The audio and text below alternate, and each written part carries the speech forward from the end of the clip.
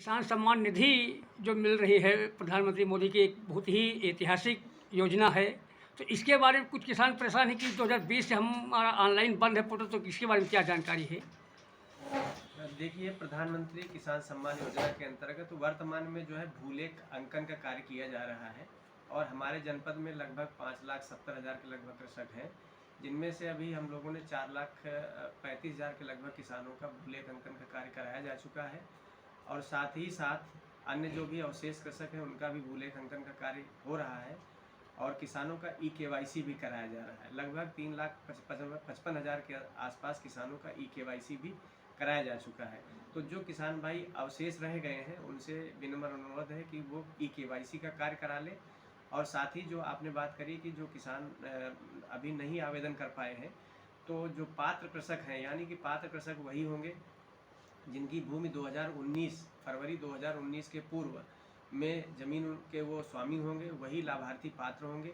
अगर किसी वजह से उनका पात्रता से अपात्रता में हो गया है और या जो है उस पर आवेदन नहीं कर पाए हैं, तो उसमें दो कैटेगरीज हैं जिसमें कि वो पात्र से अपात्र कृषक हो गया है। तो वो कृषक का हमारे यहाँ वो आए और उसमें उसको जो लाना होगा, एक तो घोषणा पत्र है हमारे यहाँ वो ले लेगा, साथ ही खतौनी पर एक प्रमाण पत्र लेखपाल के माध्यम से अंकित कराना होगा कि श्री फला पुत्र फला और इनकी घाटा संख्या इतनी, खसरा संख्या इतनी में इतनी भूमि है और ये PM किसान योजना के पात्र लाभार्थी हैं। लेखपाल का हस्ताक्षर होगा और मुहर लगेगी। साथ ही आधार कार्ड अपना लगाएगा और अपना बैंक का अकाउंट लगाएगा। ये कागज़ हमारे यहाँ जमा कर देगा, हम भारत सरकार के पोर्टल पे इसको अपलोड करा देंगे जी। उसके आगे भारत सरकार के स्तर से कार्रवाई होगी।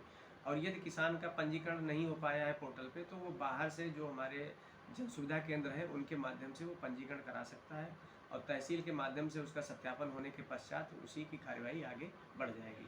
जी, जो 2020 के बाद जैसे कि वारिस पिताजी मृतक हो गए हैं, वारिस हुए हैं 2020 के बाद, क्या उनके लिए भी ये योजना मिल सकती है? वारिस वही लिए जाएंगे जिनके पिता पूर्व में पात्र रहे होंगे और पात्रता की श्रेणी वाले, अगर मान लीजिए 2 फरवरी के बाद में किसी ने मान लीजिए भूमि खरीद ली, तो वो पात्रता में नहीं आएगा। अगर उसके पहले उसके पिता के पास ज़मीन थी और उसका पिता मृतक हो गया है, तो ऐसी स्थिति में उसके जो भी बच्चे होंगे, जो भी वारसान होंगे, वो पात्रता की श्रेणी में अगर आएंगे तो वो अलग से पंजीकरण जन सुविधा केंद्रों के माध्यम से करा सकेंगे और पात्रता में वो आ जाएंगे। धन्यवाद सर।